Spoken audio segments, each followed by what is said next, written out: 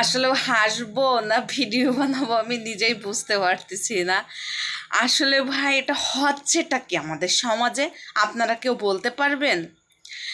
Junior সাকিবের পুরুষাঙ্গ আমাকে শিখাবু কেটে হাতে নিয়ে সে আবার টিকটকও বানাইছে।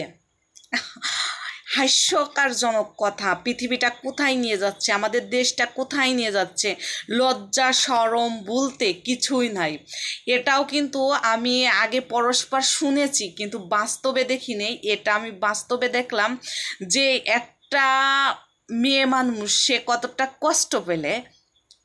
কষ্ট পেলে তার স্বামীর পুরুষাঙ্গ কেটে দেয়।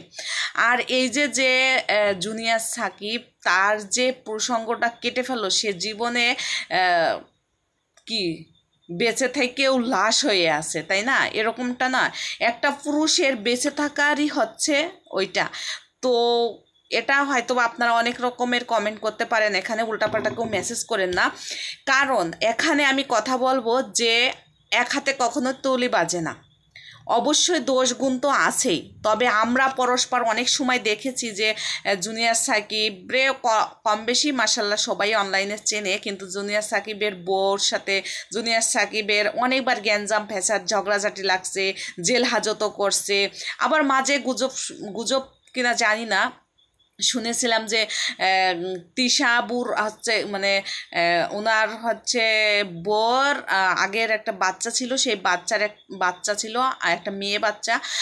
তো সেই শিখার মেয়েটাকে নাকি জুনিয়র সাকিব ধর্ষণ করছে, এরকম একটা গুজব বা মিডিয়াতে আমরা দেখছিলাম। কারণ সেই সময় আমার নিজের কাছে ঘৃণা লাগতো, আমি যখন এইগুলো শুনতাম না তখন অ্যাভয়েড করে চলে যেতাম বা অন্য জায়গায়, আমি নিজের কাছে ঘৃণা লাগতো। তো সেই সময় আমি মনে মনে ভাবছিলাম যে ওরা মনে হয় ভিউ পাওয়ার জন্য মনে হয় এই ভিডিওগুলো বানাচ্ছে। তো এখন বুঝতে পারলাম আসলে ভিউ পাওয়ার জন্য না, ব্যাপারটা মনে হয় সত্যিই ছিল। কারণ তার মেয়ের নামে এত বড় একটা সে অপবাদ দিবে। কিন্তু আমি বলবো যে দুইজনই হচ্ছে বেলজ্জা বেহাইয়া ছিল, কারণ দুইজনের মধ্যে কোনো এদের ছিল হচ্ছে মানে একটা লুপ জিনিসটা কাজ করতো।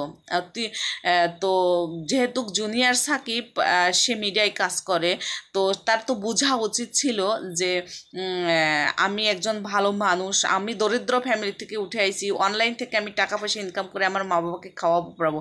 তবে কেন সে ওই মেয়েটার প্রেমে বা ওই মেয়েটার ফাঁদে পড়লো? তার হচ্ছে শুনছিলাম যে 4-5টা বিয়ের স্বামী সন্তানও আছে। তো জানা যায় যে মেয়েরা এত লোভী, এত স্বার্থপর, এত বেহাইয়া বেলজ্জা, তবে কেন? আর তারপরে দ্বিতীয়ত কথা হচ্ছে, প্রথমেতে দেখলাম যে আমাকে নিয়ে থানা পুলিশ করতেছে, এটা করতে, তখনই তো তার কাছ থেকে সরে আসা ভালো।